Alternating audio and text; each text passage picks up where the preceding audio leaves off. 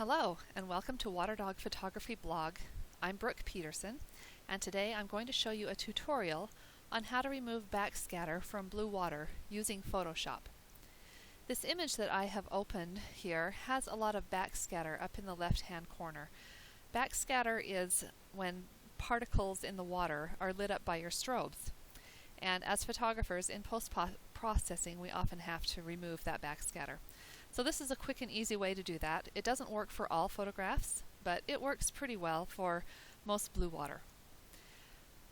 The first thing you're going to do after you open the image is find your history box. I have mine over here in the right-hand corner.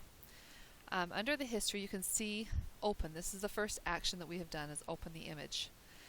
The very next thing that I'm going to do after I open the image is I will go up to the top and find Filter, click on Filter, and in the drop-down box go down to Noise, and in the Noise drop-down box go to Dust and Scratches and click on that. Now you'll see immediately it does something to the image, the entire image.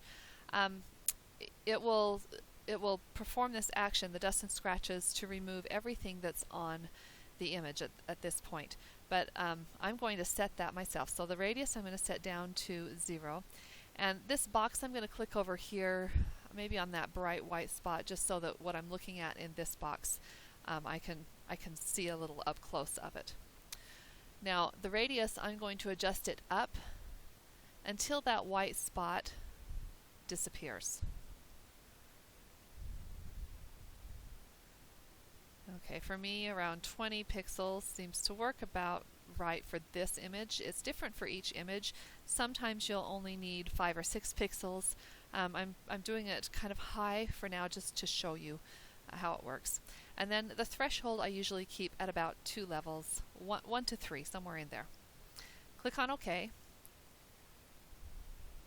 Okay, now this action it has performed on the entire image. I only want it to be on the blue water. So I'm going to go back to my history panel, and to the left of the Dust and Scratches action, I'm going to click on that little box right there.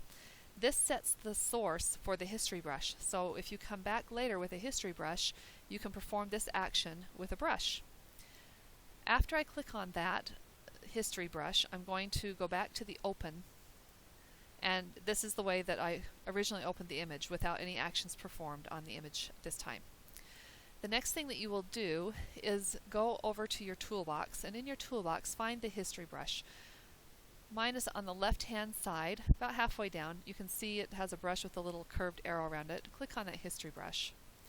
Now you can change the size of your history brush by going up here, click on the drop-down menu, and change the size of it to whatever fits your image. I like it kind of big because I'm basically going to brush over all of this blue water. Before I do that, I have to go to the Mode and click on the drop-down box next to Mode. There's a lot of different things here that you can do. We're going to set ours to Darken. What that will do is every place that I brush, it's going to darken anything that's lighter. The lighter pixels are going to darken up.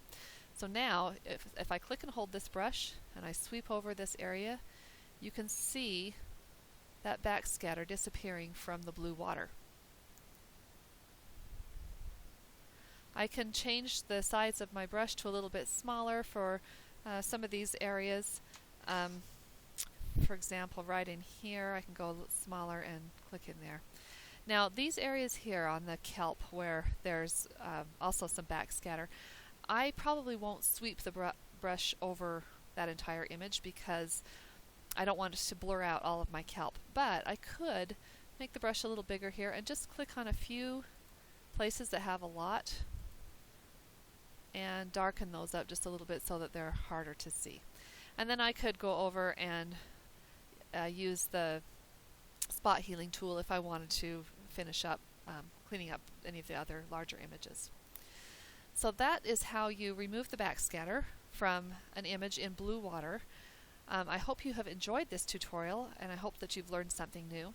If you have enjoyed this, please check out my other tutorials at waterdogphotographyblog.com, or if you would like to visit my galleries, please go to waterdogphotography.com. Thank you for joining me.